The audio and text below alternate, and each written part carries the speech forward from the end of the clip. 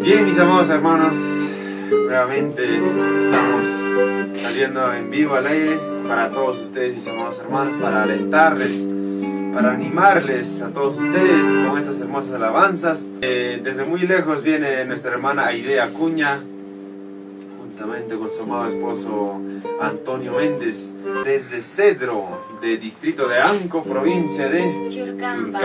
Aleluya. Estamos ahorita en el distrito de Paucará, de provincia de Acobamba.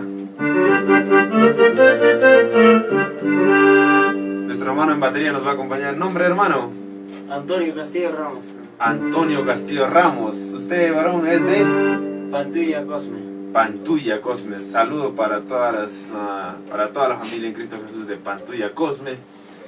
De la misma forma también de la hermana de Cedro, para todos los hermanos de Cedro, un saludo cordial para todos ustedes. Nos encontramos en la sala de Producciones Azul Perú. Bueno, mi persona, humilde servidor de Producciones Azul Perú, Nilo Guamán. Bien, amén, hermanos. Vamos a regalarles unas cuantas alabanzas de parte de mi hermana Aide Acuña. Amén, hermana. Amén. Estamos gozosos y contentos. Amén. Hoy día hemos terminado ya tu primer álbum musical.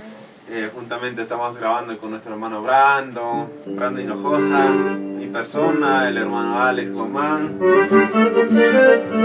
y todos los integrantes de Soldados de Cristo. Amén, aleluya. Saludamos también al hermano Antonio Méndez, que está siempre atento. Hermano Antonio, Apoyando a los soldados de Cristo. Amén, gloria a Dios. Bueno, vamos a regalarle unas cuantas alabanzas a mi hermana Aide. ¿Qué alabanza, hermana?